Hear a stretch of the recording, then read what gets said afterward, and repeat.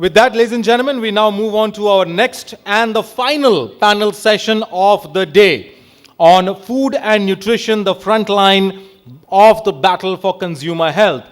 And before I call on the honorable panel members for this session, I would like to give you a quick brief about what exactly this final session is going to talk about. We have heard about multiple sessions throughout the day, but there hasn't been a session which talked on food and nutrition yet. So this is going to be the first session which is talking on food and nutrition with putting the consumer health in the forefront. So a couple of pointers the panel members are going to discuss here. Designing the nutritious foods without a premium to the customers. A key opportunity to reach more people with fortified foods. Is fortification an answer to malnutrition for mother and child? Food fortification and health, the challenges and the opportunities in 2024 in India and the way ahead. Prebiotics and probiotics and how it is helping towards a healthy gut lifestyle in humans. What makes prebiotics and probiotics the dynamic duo in the nutrition and health sector? The power of vitamins and minerals to unlock the human potential, and dietary supplement testing, very important, demand and challenges for the same, and securing nutrition quality through product value chain. So some of the pointers in the next 1 hour we are going to hear from our honorable panel members here, and we've got a very, very tight-packed panel here with industry experts who are going to talk about the sessions and on those topics. So joining us first in this panel, and please help me welcome with a big round of applause, Ms. Ranjeet Kaur, Head of Scientific and Regulatory Affairs from Mars Wrigley. A big round of applause to Ranjeet ji. Ma'am, can we have you on stage, please? Ms. Ranjeet Kaur, ladies and gentlemen, Head of Scientific and Regulatory Affairs from Mars Wrigley. Okay, so I think we will wait for Ranjeet ma'am to join in. Joining us next in the panel, Dr. Neerja Hajela, Head of Science and Regulatory Affairs from Yakult Danone. A big round of applause to Dr. Neerja Hajela. Welcome to the panel, madam.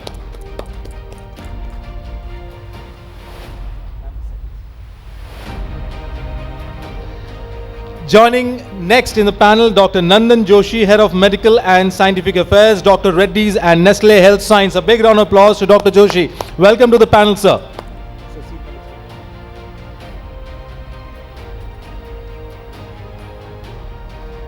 Joining next, ladies and gentlemen, in the panel session, we have our honorable moderator, Mr. Vikram Kelkar, Managing Director from Hexagon Nutrition. A big round of applause to Mr. Vikram Kelkar. Welcome to the panel, Vikram ji. Please have your seat.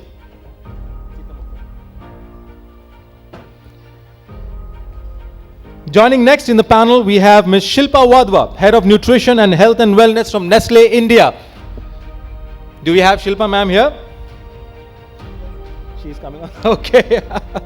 All right. Joining next in the panel, ladies and gentlemen, Mr. Mayank Kumar, Deputy General Manager for Research and Development and New Product, Mother Dairy Fruit and Vegetable. A big round of applause to Mr. Mayank Kumar. Welcome to the panel, sir. Joining next, we have Ms. Neha Srivastava, Product Design and Development Group Leader, Life Stage Nutrition South Asia from Hindustan Unilever. A big round of applause to Ms. Neha Srivastava. Neha, welcome to the panel. Please have your seat. Joining next, we have Mr. Krishna Kumar Joshi, Vice President and Head of Regulatory Affairs, Compliance, Policy and Advocacy from ITC Foods Division. A big round of applause to Krishna Kumar Joshi ji. Sir, welcome to the panel. Please have your seat, sir.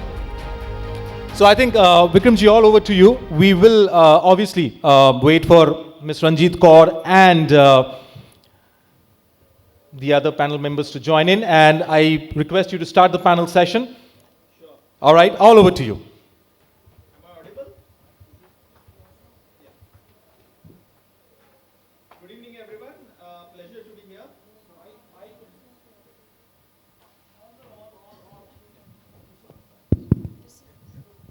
Yeah, I think this is better. Yeah.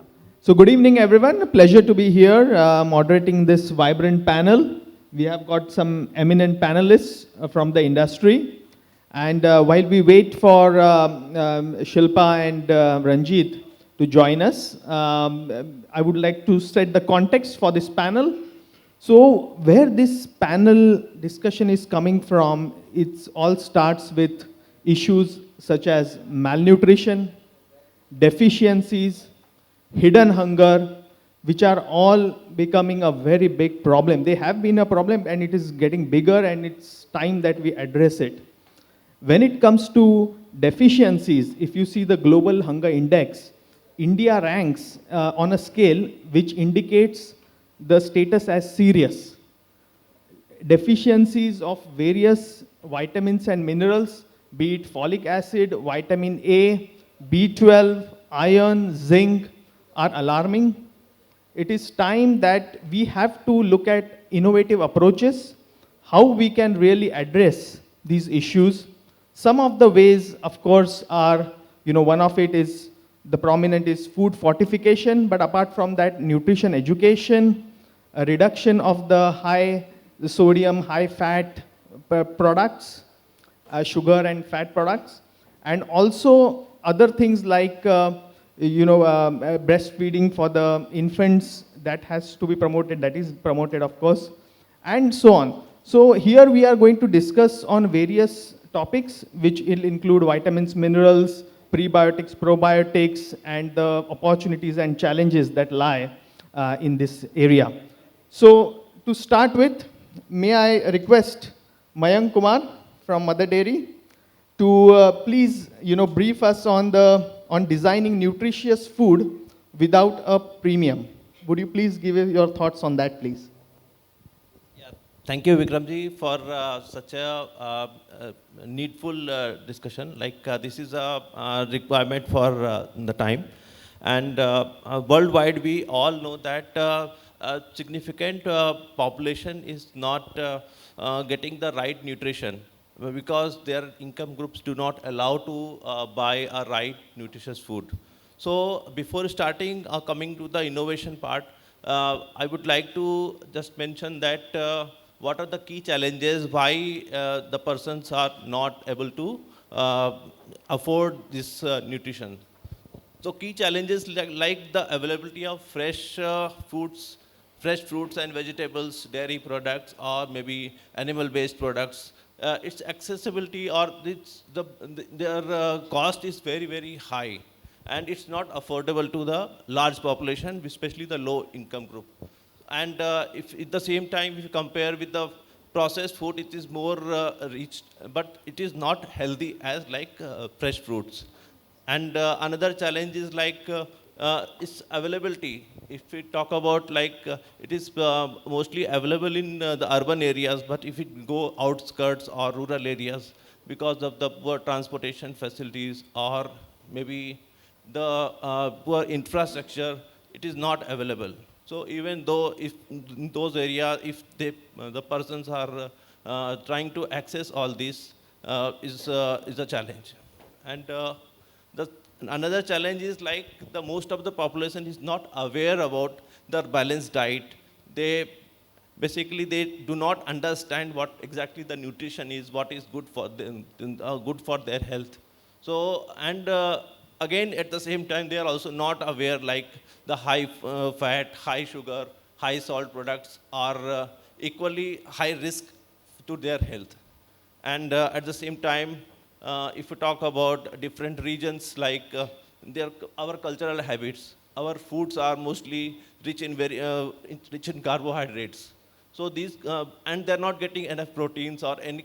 So again, the balanced diet, because of the cultural habit, they are eating the same food again and getting not getting the right nutrition. So through innovation, we can certainly, as an industry person, we can help to make these kind of products available to the larger consumer groups. Like we all know about this fortified foods. That is the best way and it's the most successful model where we choose the staple foods like this rice, salt if you all know, like we all are using iodized salt. So iodine deficiency is taken care. Flour, milk is a very good source where vitamin A, vitamin D are added. Similarly, oil fortification is mandated by the government of India. So and the consumer can be aware by, sorry, by like plus F logos are mentioned on the label, through which consumer can be aware about the food is fortified and they can do this. And another way of maybe through innovation, we can fortify on enrich the food products with the different kind of functional foods like fibers, or maybe the omega-3 fatty acid rich products, or probiotics, vitamins and minerals, antioxidants. So we can formulate the product with using all these ingredients in such a way that a particular need of the customer can be fulfilled. So another way is this. And there is other way like how we can reduce the cost of the produce, like by improving the efficiencies, by improving the productivity. So if we talk about the more than 40% of the fruit and vegetable, more than 25% of the dairy products are basically being spoiled during the processing itself, because these are very perishable products. So what we can do, we can certainly control all these wastages through technologies intervention and reduce the cost. And at the same time, we need to promote the ingredient which are basically available, nutritious. So local food ingredient we need to select as a product developer or as an innovator. So we recently celebrated 2023 as a millet year, and we do not know we were not knowing much about the millet, that this is very, very good. And it was in the dormant stage in India. But Pradhan Mantri Modi has promoted this, and it's a very good property. Other than millets, there are other ingredients like flaxseed, this fenugreek, or spices like curcumin, this haldi that contains curcumin, or the black pepper like it contains piperine. And this curcumin and piperine both has a synergistic effect. It is used together. So there are a lot of possibilities through which we can innovate and serve the society through innovations. Thank you, Mayank. Yeah. It was Thank a very informative input. My next question is to Ranjeet Kaur. Firstly, welcome to the panel. Glad you could make it. And so my question to you is, on the challenges related to fortification, specifically from the regulatory aspect. So as it was mentioned that there is a lot of scope of innovation in a particular product. So basically in this complete chain, there is a manufacturer, there is like a regulator, and there is a consumer. So from an end of a manufacturer, there is a lot of scope of innovating. But with regard to the standards which are there, it has to comply to it, right? There can be also sensory issues which can be there of the product. There can be shelf life issues which can be there, right? So on a manufacturer end, it has to comply to the regulation of the product standards, which may not have all what you're planning to put in the innovation part of it, right? So that's a challenge for a manufacturer to comply to the regulations which are there of a particular standard, as well as to maintain that product in terms of its sensory, in terms of its shelf life, and in terms of the delivery of the nutrients which it is intended for. So these are like challenges for a manufacturer.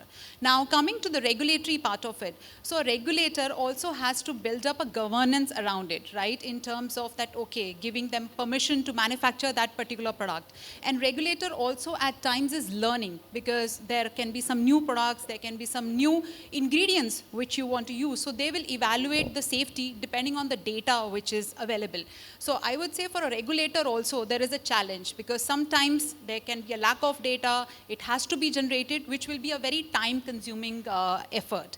Now coming to the consumer part of it, so basically consumer in terms of awareness, so I would say that of course regulator do invest a lot in terms of awareness, like Eat Right movement you would have heard about, wherein they try to educate the consumer, and at times consumer also has to be aware of in terms of what is the deficiency, what it is they are suffering from, because that is how you'll be able to address specifically on those aspects of it. So I would say the key critical part is also on a consumer end, that he should be aware so that he can make an informed decision about himself, because there may be sometimes no clarity, maybe from a regulatory end, or also maybe from where he wants to connect those things. So I would say that all the three stakeholders which are in this particular triangles have their own set of challenges, and a regulatory people try to address all three together in order to deliver in terms of the objective of that particular nutrient. So I would say that yes, there are a lot of challenges, there is a lot of work which is happening, a lot of data generating, but it is a journey which has to be done together by all these three stakeholders. Thank you, Ranjeet. That was nice. Welcome, Shilpa. Glad that you could make it on the panel. We'll give you a few minutes to settle down. So my next question is for Neerja. So Neerja, would you please, apprise us of the strain-specific health benefits of probiotics? Thank you, Vikram, and thank you, 𝐸 for having us here. So, according to the definition of probiotic by the Food Agriculture Organization and the World Health Organization, it's a live organism which, when administered in adequate numbers, confers a health benefit to the host. So, while most probiotic bacteria are lactic acid bacteria, but all lactic acid bacteria are not probiotic. And this increased interest in probiotics comes from the amount of research that has been done in the last decade. And therefore, there are technologies today to identify a probiotic to the strain level. So when we talk about a bacteria, we talk about the genus, we talk about the species and the strain. Most often what we see is that probiotics are being identified to the genus level or the species, but not at the strain level. But the probiotic benefits are strain specific. So how these probiotics actually impart their benefit is that it is a cell surface molecule, which could be the pili, which could be a peptidoglycan, which could be a fimbriae, which can interact with the common cells and the host tissue and thereby give that benefit. So just to give you an example of the strain-specific health benefit, you have a strain of probiotic bacteria which is known as Lactobacillus rhamnosus GG. Now this particular bacteria imparts its benefit on intestinal health and it interacts with the intestine through a pili. The same Lactobacillus rhamnosus, so the genus is the same, the species is the same, but GR1, it aids in vaginal activity. And it interacts with the vagina through a cluster of exopolysaccharides. So while they're of the same genus, the same species, but the strain is what determines the health benefit of the probiotic. So every probiotic strain must be scientifically validated. It must have its own dossier of scientific data for its safety as well as efficacy. That's great, Neerja. Thank you very much. So Shilpa, next question is for you. So I would like to ask you the question on the vitamins and minerals and its role in unlocking the human potential. Right. So when you look at the question, it seems a little too basic, vitamins and minerals, textbooks, we know what vitamin A is good for eyesight, etc., etc. But truly speaking, the role of these micronutrients, as we say, which are required in very tiny or trace amounts in the body. But these nutrients, these micronutrients, even in very small dosage, play critical roles right from the time when we ingest our food to every activity that the body does. So energy metabolism depends on these micronutrients which act as cofactors in various metabolic pathways to certain micronutrients which will have a very strong role in maintaining body's defenses, in our immune system function. Even the way your muscle and bone development, movement, function, it all depends on these micronutrients which play a very, very critical role. So yes, they are not just a bunch of small nutrients, but they are the ones who sort of make the macronutrients available to the body. And right from playing a role in maintenance to growth to various other critical functions of the body, these are the nutrients that are required, of course, to unlock the potential, but also to function at a very basic level for the body. Great. Thanks for the inputs. So my next question is for Krishna Kumar Joshi. Yeah. So would you please, help us to understand, how do we secure nutrition quality throughout the product value chain?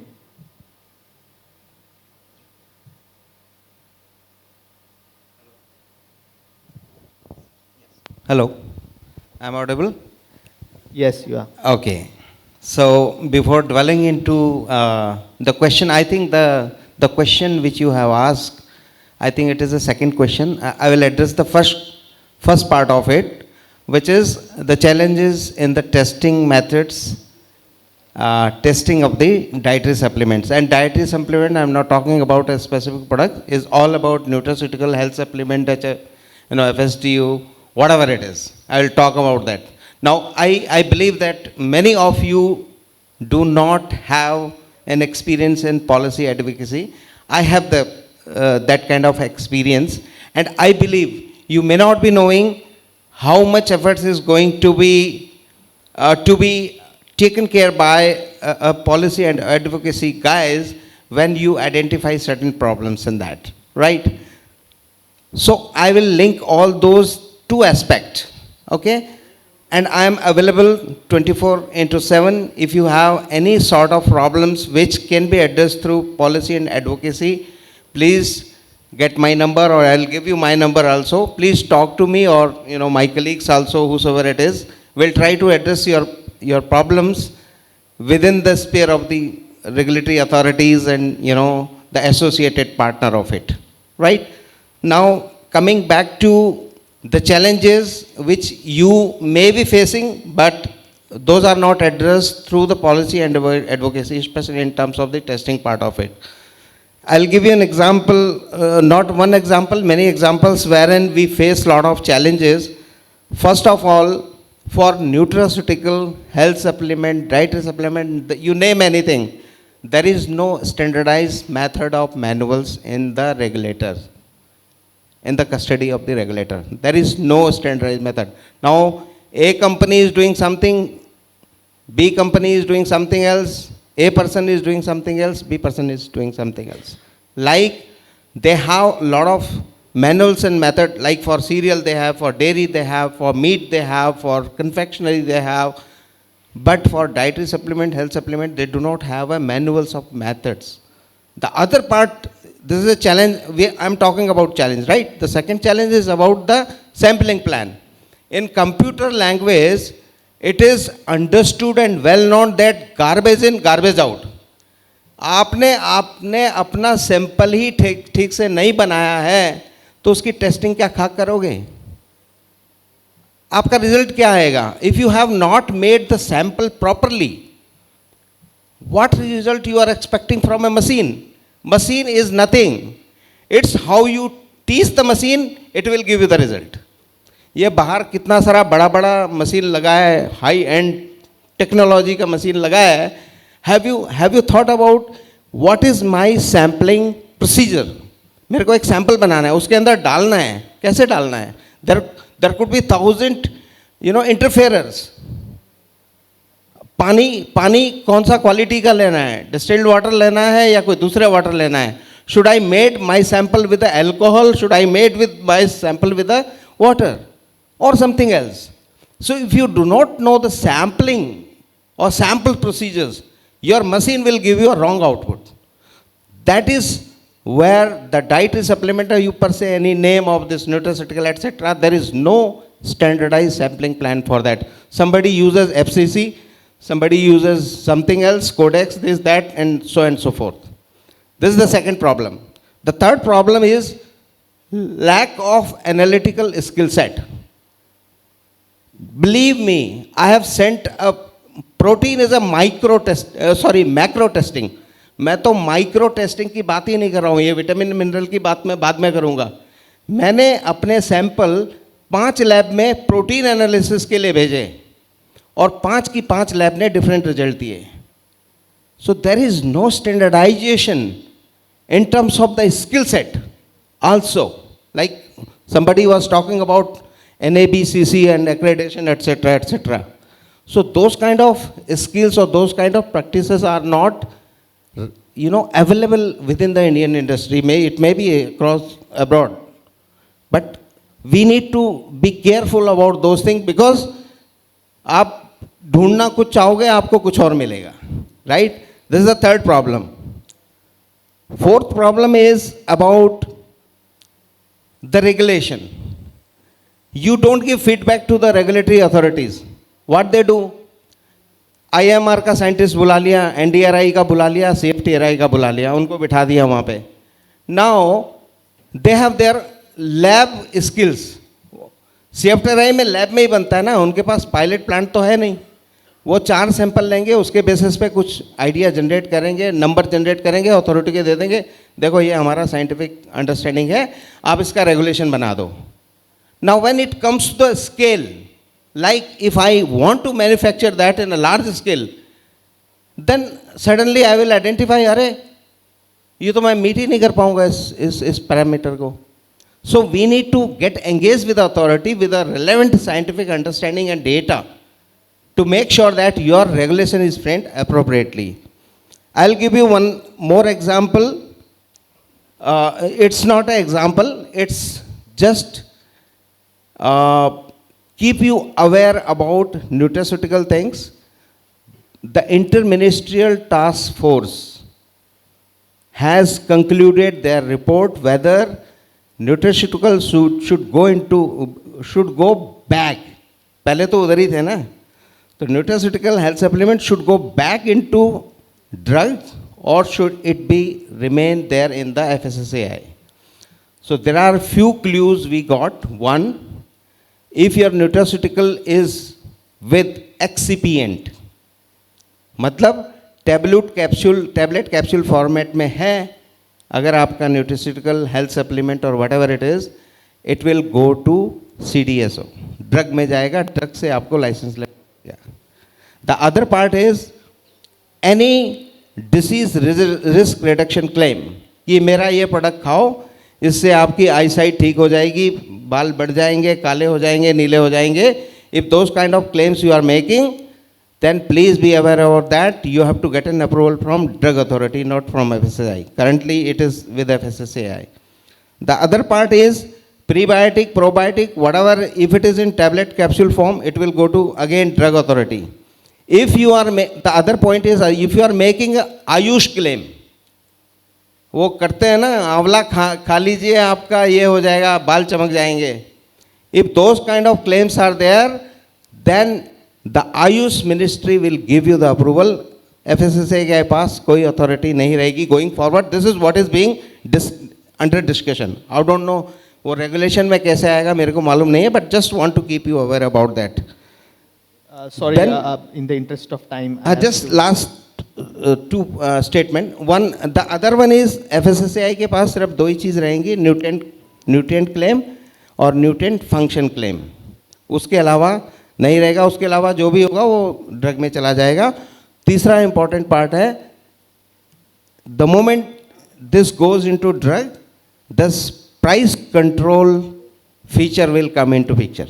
Thank you very much. Yeah, thank you, Krishna Kumar, for suo moto addressing any potential questions that we may think they will be coming from the audience. Now, my next question is to Neha. Yeah. So, as we age, you know, our microbiome tends to change.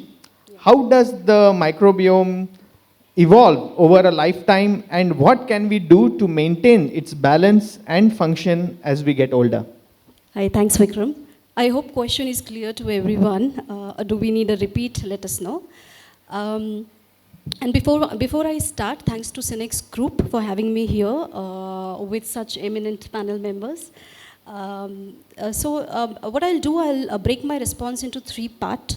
We'll first talk about macro need for why gut health is important for growing India.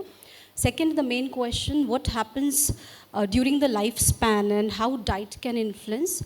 Third, I think we haven't talked about consumer yet. So let's try understand what consumer understand by this gut health and overall well-being relationship.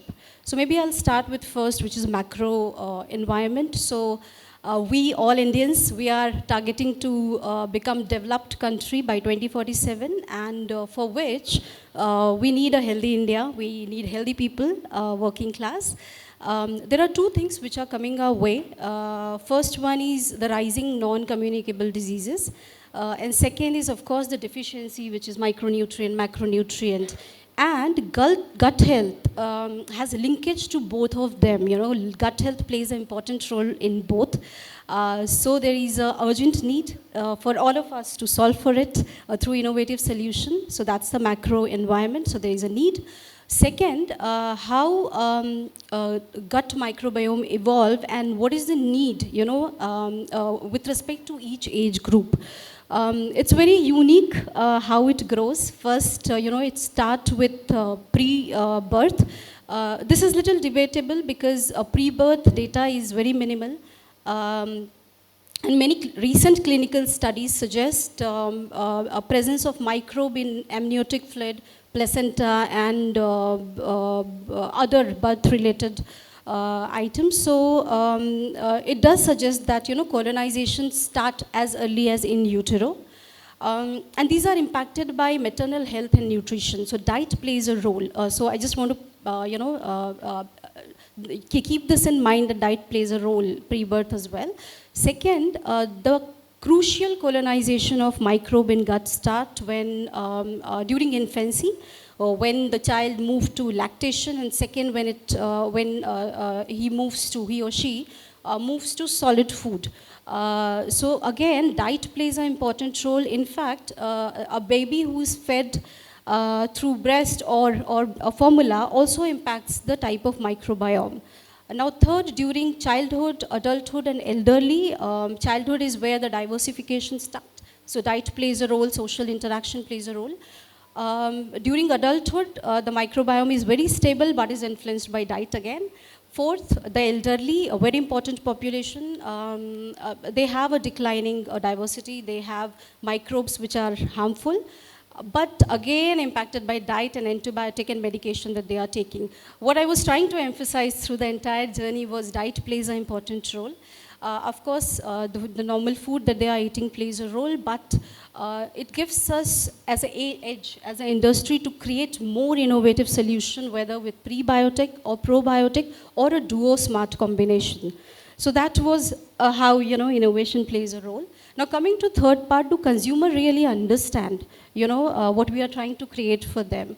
There is a compilation, and I'll take 2 minutes only. There is a good compilation which summarize studies done by Mintel, Euromonitor, and a global gut study data which was done in 2020. It says globally, if you see, gut health is the biggest problem. Across geographies, around 40 to 50% of population is suffering from bad gut. In India, if we come down, 7 out of 10 urban people, they are suffering from digestive issues. And when we meet consumer, digestive health is the biggest benefit they are looking out of the innovative food solutions. Yeah. And also they understand, there is a good insight available that they understand the linkage between gut health and well-being. So consumer is aware, and that's why the trend is going up when it comes to a dietary health claim or metabolic health related claims because of pro and prebiotics. So this is rising. Now I would like to wrap up my response by saying, we as ingredient houses, we as end product manufacturer and policy maker, we need to come together, make innovative solution with these actives and hero molecules to give better gut for the well-being and a growing India. Thank you. Thank you, Neha, for the informative answer. My next question is for Nandan. So Nandan, what is the role of prebiotic fiber in lifestyle disorders? Sure. So just like Neerja elaborated what is probiotic, just for everybody's knowledge, prebiotic is basically a food for your bacteria in the gut. That is called as prebiotic. Now, not every fiber is a prebiotic. Again, it has to be demonstrated that the actual fiber increases the count of good bacteria in the intestine, then it is qualified as a prebiotic fiber. And if you look at chronic conditions, we are at a tip of, exploding into that area. The recent data in Lancet study showed that there are 10 crore diabetic patients and equal number of pre-diabetic patients in India. So we're looking at a diabetic, pre-diabetic space of around 20 crore. 20 crore people are suffering from it. Obesity and overweight is increasing. And also the third big issue which nobody talks about is hyperlipidemia. In India, we are very high in LDL cholesterol and triglycerides, both. Okay, and that is a very under-addressed concern, and many people have all of these things common. So this is the biggest lifestyle disorder that we all should be worried about, because that's the next public health concern. And in addition to medication, right? Of course, there is a medication for everything and you want to pop a pill, right? For everything you do.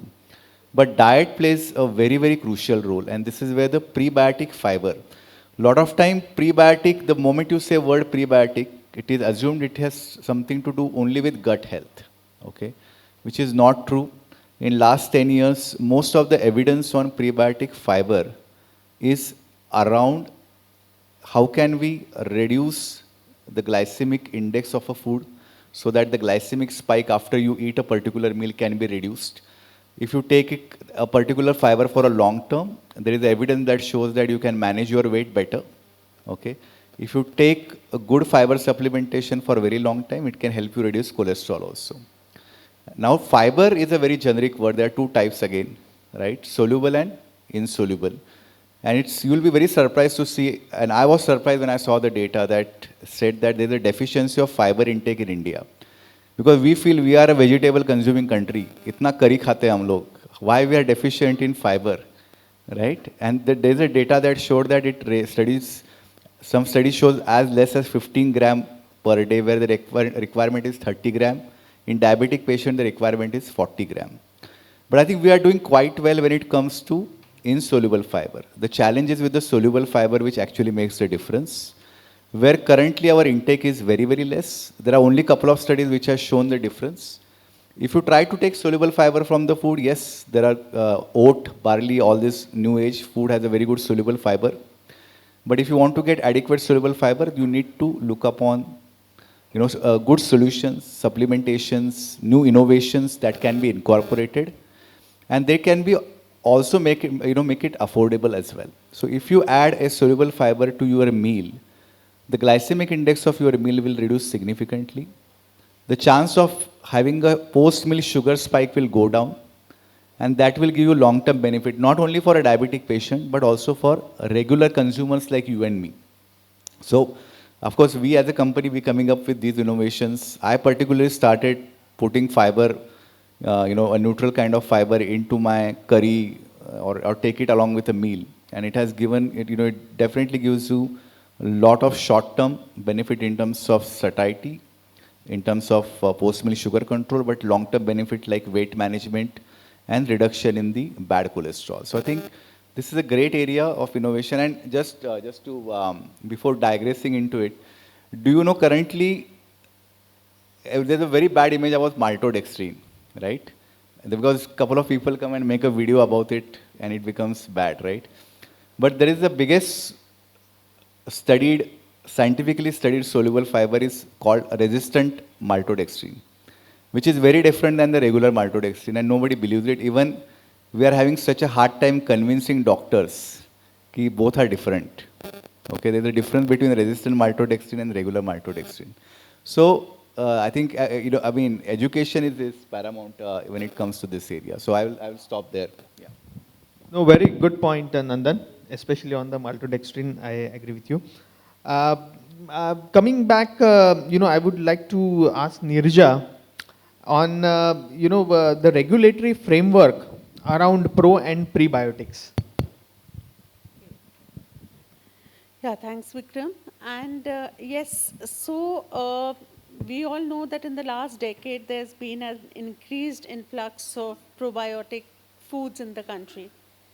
But there was no method or there was no way of systematically evaluating the safety and efficacy of these probiotics. So it was way back in 2010 when the Indian Council of Medical Research and the Department of Biotechnology, they joined hands and they brought out guidelines for probiotics in foods. So what the guidelines, they were very comprehensive and they detailed what it takes for a strain to classify as a probiotic. And they also indicated the safety and the efficacy studies which need to be conducted for the strain to then be commercialized into a probiotic product. After that, what happened is in 2016, the Food Safety Standards Authority of India, they brought out the nutraceutical regulations, which were to be implemented on 1st of January 2018. So those regulations had 8 different categories of food and which included probiotics and prebiotics. So clearly in those regulations, what they stated is that any probiotic organism, product, must contain 10 to the power 8 cell-forming unit per gram of the product to be classified as a probiotic. Also, they had Schedule 7, where they listed out 28 different species of probiotic bacteria, and they had the Schedule 5A to 5F, which said that these are the additives that can be added to the probiotic products. At that time, they also introduced prebiotics, as like Nandan said, they are food for the probiotic bacteria. So these are foods which are not digested in the small intestine. They reach your large intestine in an undigested form, and they serve as a growth substrate for the good beneficial bacteria. So again, at that time, they had 13 different, compounds which were classified as prebiotics, and they had Schedule 8, and again, no additives from Schedule 5A and 5F. Only additives from 5A to 5F could be added in prebiotics. Then came the first amendment on 6th of September 2021, where they very clearly increased the number of probiotic bacteria. They made it 30 different species of probiotic bacteria. And what they stated is that for any product to classify as a probiotic, it must have 10 to the power 8 CFU per recommended serving size per day, not per gram of the product. So they changed that. And then they simplified it even further, and on 29th of March 22 and 24th of June 2022, they had a much more simpler version of the nutraceutical regulation. So they have 5 categories of food. They have your health supplements, nutraceuticals, food for special medical purpose, food for special dietary use, and probiotics and prebiotics. So clearly what they state is that for any, and now they have 31 different species. It is all in Schedule 4. And they have 16 different compounds which can be used as prebiotics. But what is very important when it comes to a regulatory framework is, especially in India, there are a lot of products in the market. So you have a curd and you have a probiotic curd. So obviously there is a difference between the two. But what happens is many of these products just mention lactobacillus probiotic. So you really do not know what benefit you are deriving from that lactobacillus. So basically there are 25 different genera of lactobacillus. So another thing of that is that they have to also mention the viable count, and not only at the type of manufacture, but till end of shelf life. So most often you have those 10 to the power 8 bacteria, but by the time you come closer towards the shelf life or expiry, the numbers start declining, so you don't get that health benefit.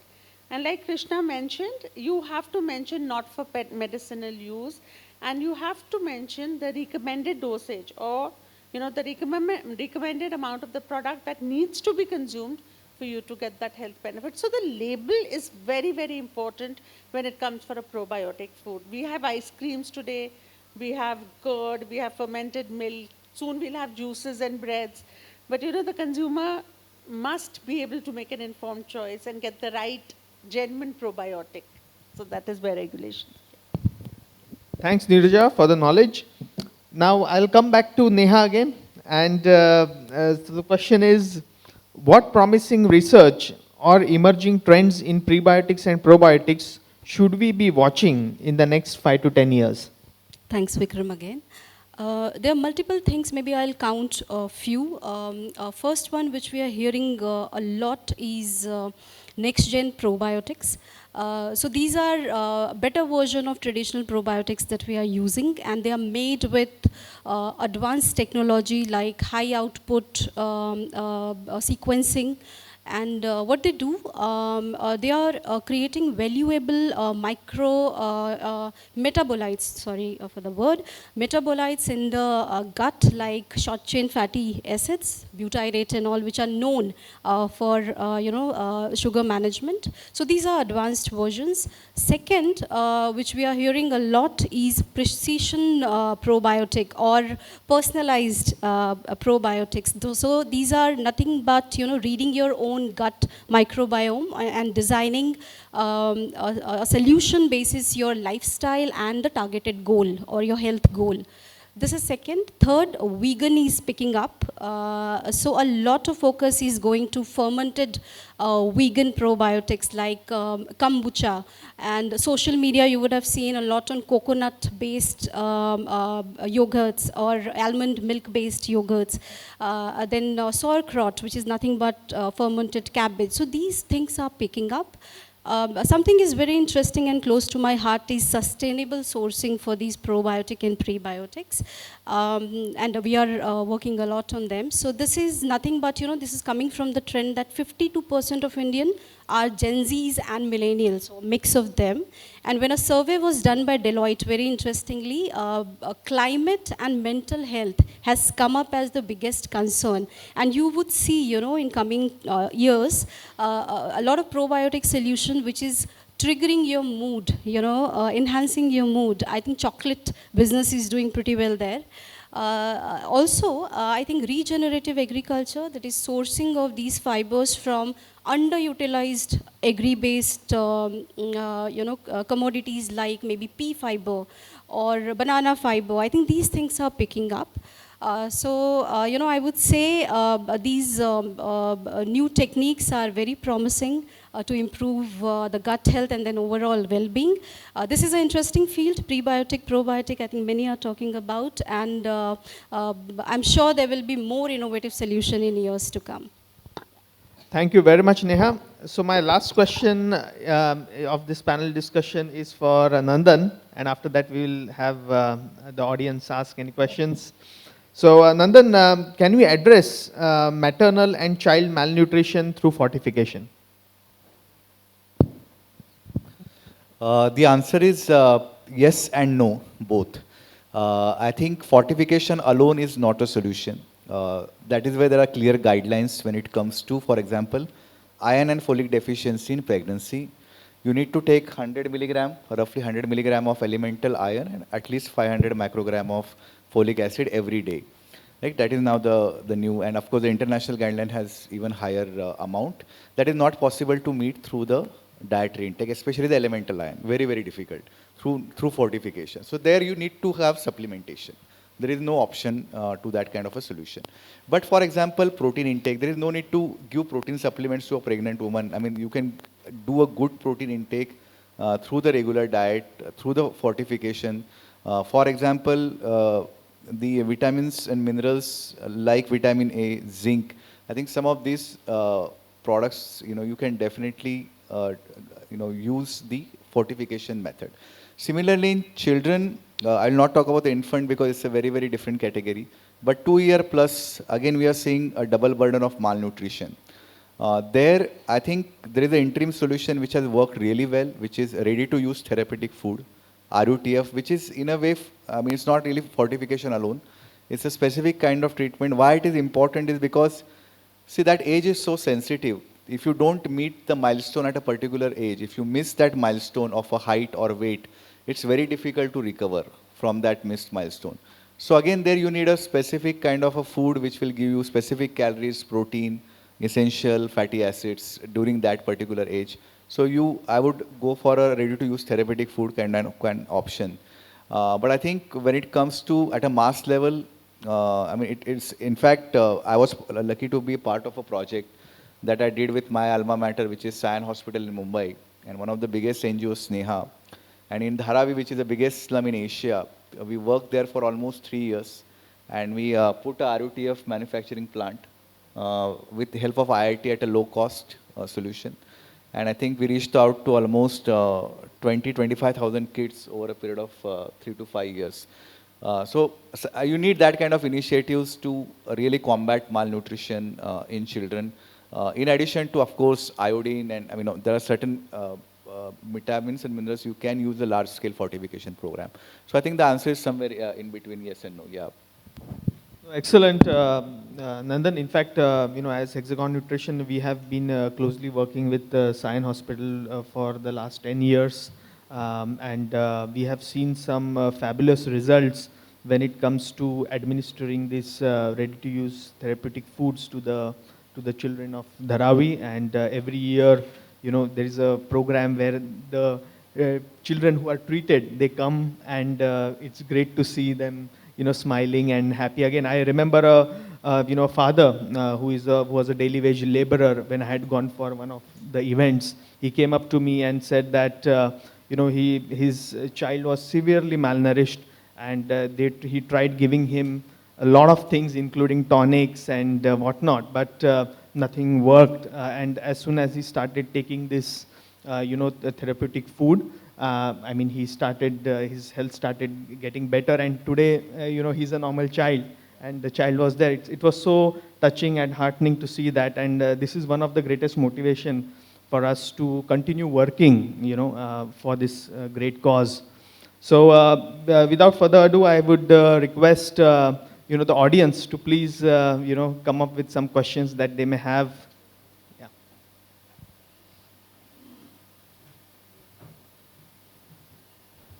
So first of all, ladies and gentlemen, a big round of applause for this wonderful panel here on food and nutrition, the front line of the battle for consumer health. And my compliments to Vikram Kelkar for wonderfully moderating the session, and to all the honorable panel members here. We open the floor now for quick questions. So please do raise your hand, introduce your organization and yourself, and it would be great if you can direct the question to the respective panel member. Vikram ji, मेरा दो question है. पहला question, sorry, my name is Atul Joshi, I am working with Patanjali foods. मेरा दो question है. पहला question मेरा आपसे, जो आपने डिस्कशन के स्टार्टिंग में बोला था कि हमारा हंगर इंडेक्स में हम काफ़ी पीछे हैं, और हिडन हंगर और माल न्यूट्रिशन काफ़ी सारे हमारे इश्यूज हैं. As a country we are facing all those thing. Last 5 साल से एफएसआई ने 5 फूड प्रोडक्ट के लिए फोर्टिफिकेशन को अलाउ किया था. तो is there any consolidated study कि हम 5 साल पहले इस इनिशिएटिव से पहले किस नंबर पे थे? अभी लाइक X थे, अभी X+ कुछ आया है क्या? एक तो ये था.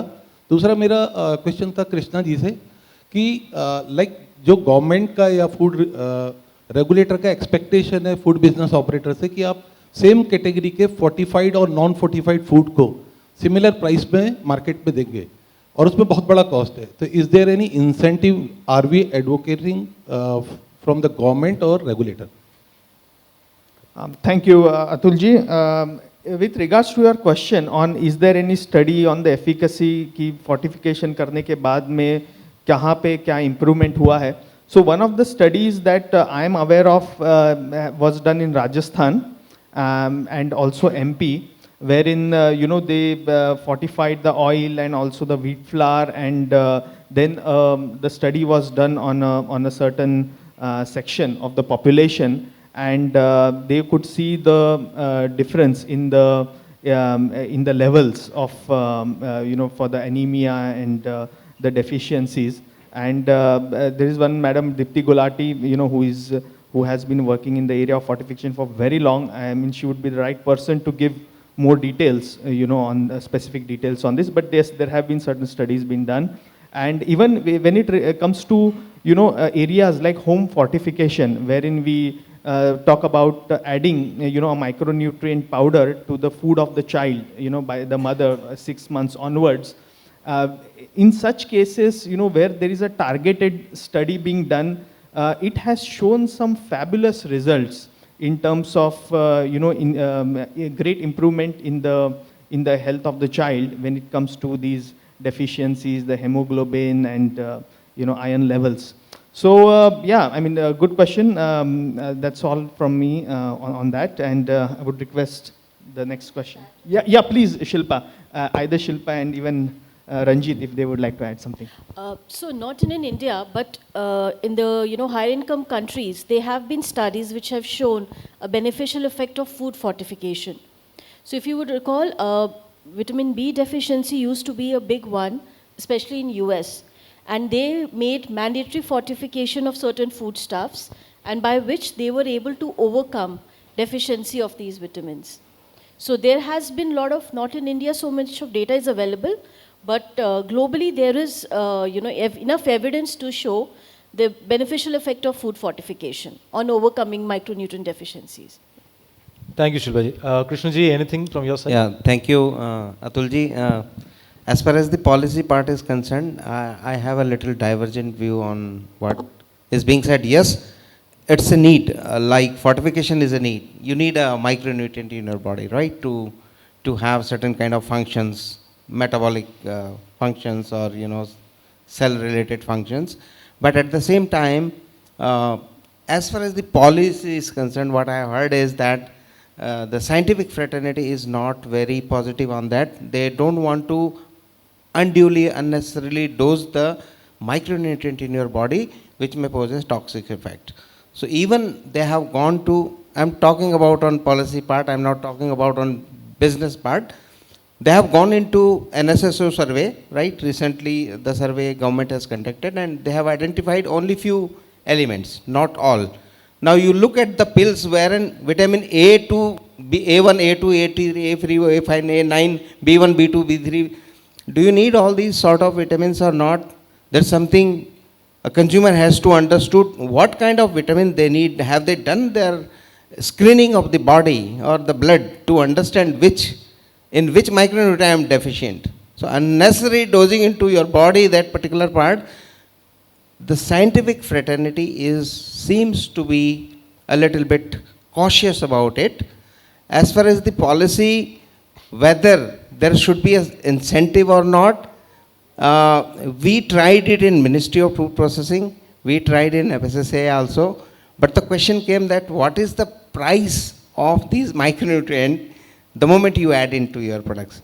We also did a study at our end, and we find that the kind of business we have, it really does not impact our costing.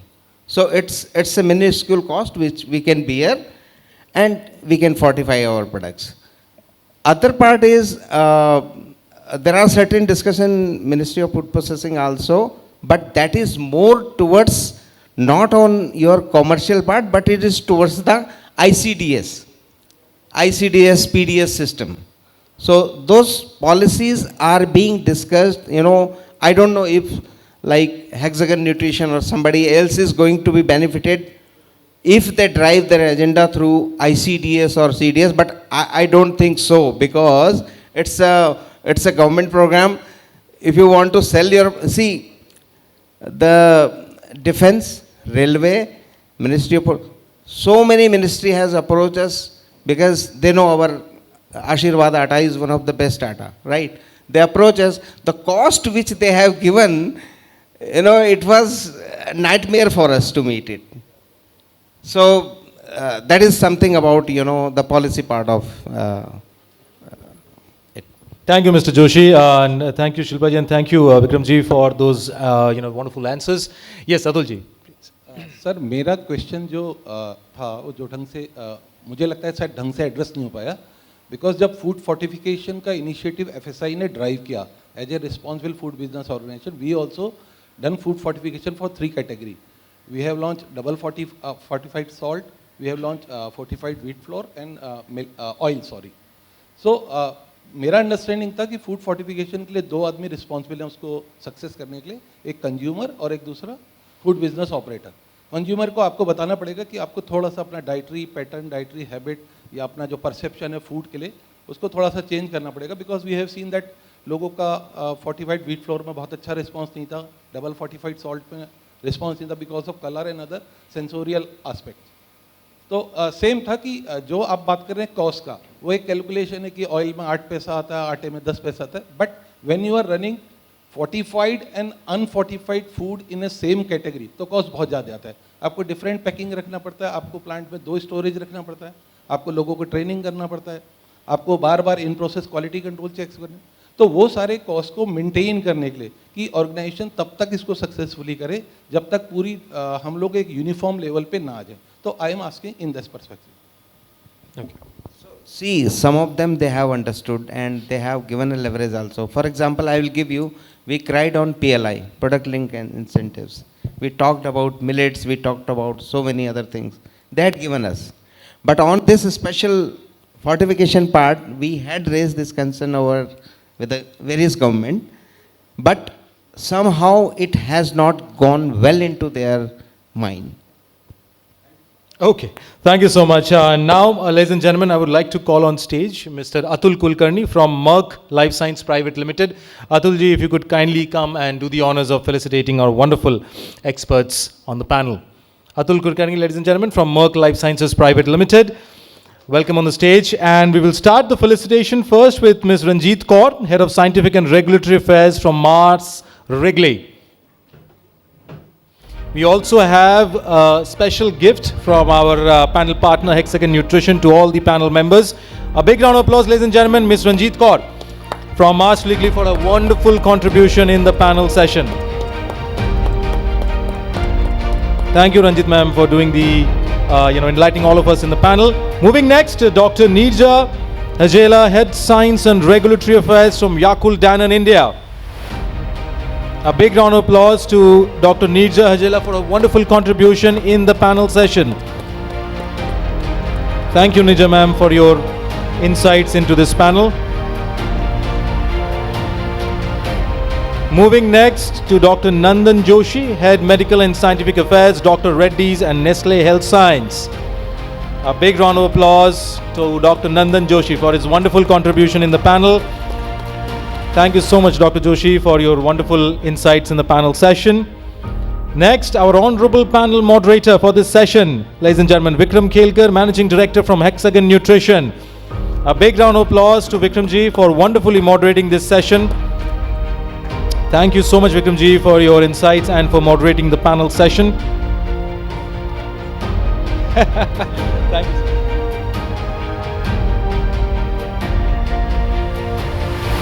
Now, ladies and gentlemen, moving next, Ms. Shilpa Wadhwa, Head of Nutrition, Health and Wellness, Nestle India. Big round of applause for Shilpa ma'am for her wonderful contribution in the panel session. Thank you so much, ma'am.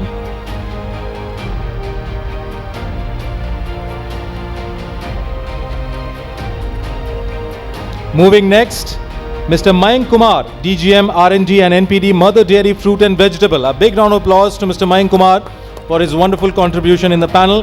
Thank you, Mayank ji, for your valuable insights. Moving next to Ms. Neha Srivastava, Product Design and Development Group Leader, Life Stage Nutrition for South Asia, Hindustan Unilever. A big round of applause to Ms. Neha Srivastava. Thank you, Neha, for your wonderful insights in the panel. And moving next to Mr. Krishna Kumar Joshi, Vice President and Head of Regulatory Affairs, Compliance, Policy and Advocacy, ITC Foods Division. A big round of applause to Mr. Krishna Kumar Joshi. Thank you, Mr. Joshi, for your wonderful insights in the panel session. Now I would request the honorable panel members to kindly step forward for a group photograph. Atul, if you could also join them.